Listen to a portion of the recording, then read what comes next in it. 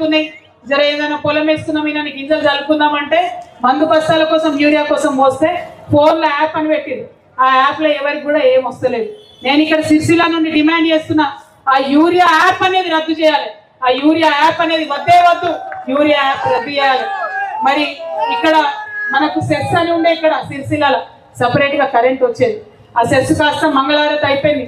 దాన్ని ప్రైవేట్ వ్యక్తులు కబ్జా పెడదామని చూస్తే లాస్ట్కి అటు ఇటు అయింది, అది మొత్తం గవర్నమెంట్లో కలిసిపోయింది. మరి ఇక్కడ స్థానికంగా ఉన్న ఎమ్మెల్యే గారు కేటీ రామారావు గారు సెస్సార్లో కలిసిపోతుంటే కూడా ఒక్క మాట కూడా మాట్లాడలే.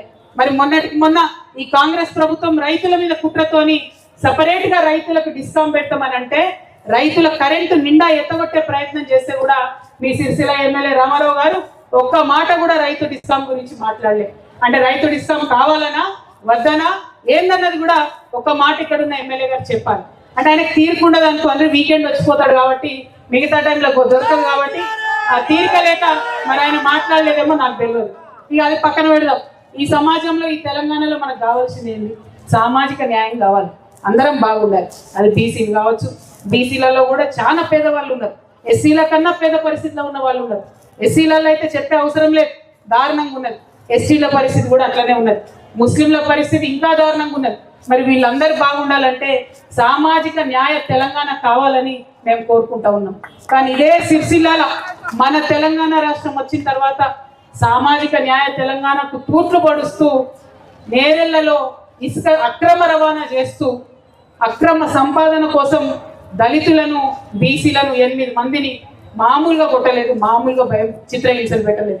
నిన్న మొన్న వచ్చి కలిసిపోయాను మా దగ్గరికి పెంట బానయ్య గారు, హరీష్ గారు, ఇంకా చాలా మంది వచ్చి కలిసిపోయారు. వాళ్ళ కనీసం ఇప్పుడు నడవరానటువంటి పరిస్థితి ఉంది. ఎందుకోసం చేసినంత దాష్టికం? అధికారం ఉంది అని అంటే ఆ అధికారం ఉంది కాబట్టి పేద సాధువుల మీద నువ్వు ఆ కోపం తీస్తావా? నీ ఇసుక బండికి అడ్డుపడ్డందుకు తీస్తావా? నీ అక్రమ సంపాదనకు అడ్డుపడ్డందుకు తీస్తావా? నీ అనుకున్న మనుషుల్ని కాపాడుకోవడానికి దళితులను బీసీలను పట్టుకొని కొడతావా? ఇవాళకి కరెక్ట్గా జూలై 2వ తారీఖు వస్తే 9 ఏళ్ళు నిండుతుంది. వాళ్ళకి ఎట్టి న్యాయం కూడా జరగలేదు.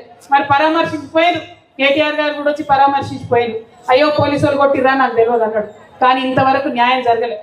ఆ తర్వాత రేవంత్ రెడ్డి వచ్చిపోయాడు, కేటీఆర్ మీకు న్యాయం చేస్తలేడు నేను చేస్తా అన్నాడు, ఆయన కూడా అట్టే పోయాడు. మధ్యలో బండి సంజయ్ వచ్చిపోయాడు, ఎవరు న్యాయం చేస్తలేరు నేను చేస్తా అని.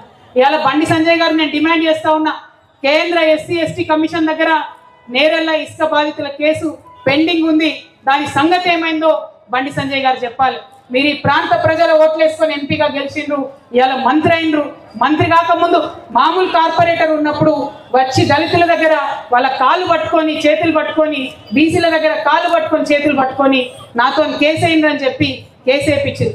వాళ్ళేమో కేసు చుట్టూ తిరుగుతురు ఖర్చు పెట్టుకుంటా, మీరేమో రయ్య బుగ్గకారులు తిరుగుతురు. బండి సంజయ్ గారు తక్షణమే మీరు రావాలి, ఎస్సీ ఎస్టీ కేసు ఏదైతే కేంద్రంలో ఉందో దాన్ని వెంటనే పరిష్కరించాలి.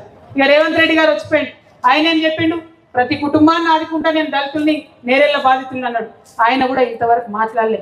రేవంత్ రెడ్డి గారిని డిమాండ్ చేస్తా ఉన్నా, మీకు ఏమాత్రం బాధ్యత ఉన్నా, మీకు ఏమాత్రం ఇక్కడ ఉండేటటువంటి దళిత బిడ్డల మీద బీసీ బిడ్డల మీద గౌరవం ఉన్నా, ఇక్కడ స్టేట్ ఎస్సీ ఎస్టీ కమిషన్లో కూడా కేసు పెండింగ్ ఉంది. మీరు ఇంటింటికి వారికి డబ్బు ఇచ్చి ఆదుకుంటామన్నారు, ఆర్థిక సహాయం చేస్తామన్నారు, నీకుంటా నేను అన్నారు, మాట తప్పిండ్రు. ఇది మంచి విషయం కాదు. వచ్చి ఖచ్చితంగా నేరేళ్ల బాధితులకు న్యాయం చేయాలి. మరి ఈ అన్న సంజయ్ అన్న ఏడు, అటు రేవంత్ రెడ్డి అన్న ఏడు, ఇటు కేటీఆర్ అన్న ఏడు, ఎవరు చేయాలి? రాష్ట్రంలో ఉన్న మగవాళ్ళందరికీ కూడా డబ్బుతోని అక్రమ సంబంధతోని అక్రమ సంపాదనతోని కళ్ళు మూసిపోయి ఉన్నాయి.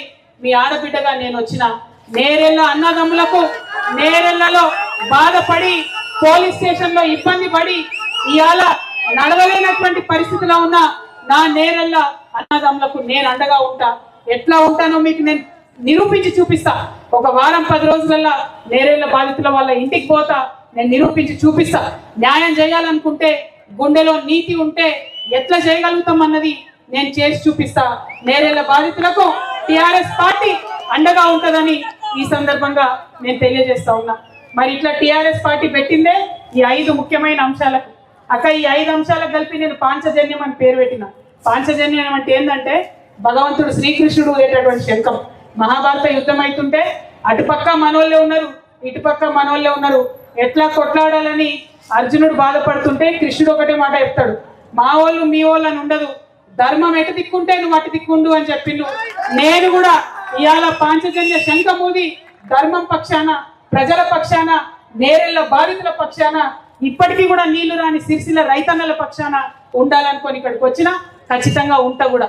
ఒక మాట అడుగుతా ఉన్న సూటిగా ఇక్కడ ఎమ్మెల్యే గారిని, కేటీఆర్ గారిని, ఆ పక్కన ఎమ్మెల్యే గారు రాజు శ్రీనివాస్ గారిని, కాళేశ్వరం ప్రాజెక్టులో సిరిసిల్లకు 1,08,000 ఎకరాలకు నీళ్లు రావాలి.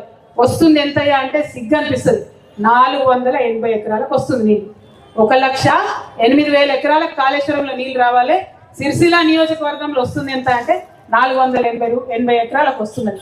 మరి ఎందుకు ముఖ్యమంత్రి గారి తర్వాత ముఖ్యమంత్రిగా ఉన్న కేటీఆర్ గారు ఎందుకు సిరిసిల్ల పొలాలకు నీళ్లు మలుపుకోలేకపోయినరో ప్రజలకు జవాబు చెప్పాలి. అదే వేములవాడలో 1,15,000 ఎకరాలకు రావాలి, 30,000 ఎకరాలకు వేములవాడలో వస్తున్నది. అంటే ఇంకా 77 ఎకరాలకు రావాలి, 77,000 ఎకరాలకు నీళ్లు రావాలి. వీటి మీద కూడా తెలంగాణ రక్షణ సేన కొట్లాడుతుంది, రైతన్నలకు నీళ్ళు వచ్చే విధంగా ప్రయత్నం చేస్తుంది. మరి సిరిసిల్ల అంటేనే అగ్గిపెట్టెలో చీరను నేసిన మా నేతన్నల జిల్లా. మేమందరం గర్వంగా ప్రపంచవ్యాప్తంగా ఎలిజబెత్ రాణి దగ్గర కూడా మన పేరు నిలబెట్టినటువంటి జిల్లా సిరిసిల్ల జిల్లా. ఆ నేతన్నలకు, మా పద్మశాలి ముద్దు బిడ్డలందరూ కూడా హృదయపూర్వకంగా వినమ్రంగా నమస్కారం చేసుకుంటున్నా. మరి అప్పుడు కేటీఆర్ గారు నేను ప్రతి సోమవారం చేనేత వేసుకుంటా, ప్రతి మంగళవారం చేనేత వేసుకుంటా అని చెప్పిండు. సాంచలు కట్టిస్తా అన్నాడు, వచ్చే ప్రయత్నం చేసిండు, కొంతమరకు జరిగింది. కానీ ఇవాళ ఏవైతే షెడ్లు కట్టించిండ్రో అక్కడ ప్రతి షెడ్డుకి ఓన్ యువర్ లూమ్ అనేటటువంటి పథకం పెట్టింది. ప్రతి షెడ్డుకి సాంచ బిగించుంటే ఇవాళ చేనేత అన్న ఎవరైతే నేతన్న ఎవరైతే కూలీగా ఉన్నాడో ఆయన ఓనర్ అయ్యేటోడు, కానీ బిగించలే. దాంతో ఏమైంది, ఇవాళ మొత్తం వడ్ల బస్తాలన్నీ కూడా ఆ షెడ్లలో దోస్తున్నటువంటి పరిస్థితి.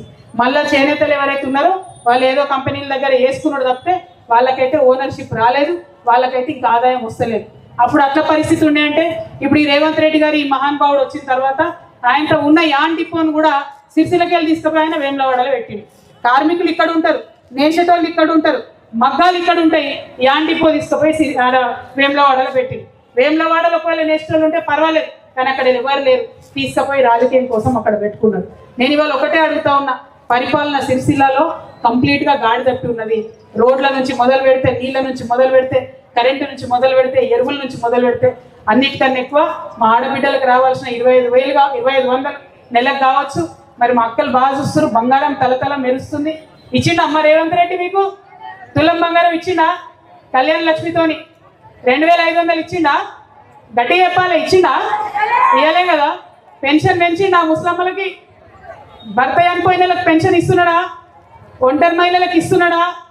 వికలాంగులకు పెంచిందా పెన్షన్? చదువుకున్న విద్యార్థులకు 1,00,000 రూపాయలు వస్తున్నాయా? 2 లక్షల ఉద్యోగాలు వచ్చినాయా? రాలేవా? మరి ఏం చేద్దాం మీరు రేవంత్ రెడ్డిని?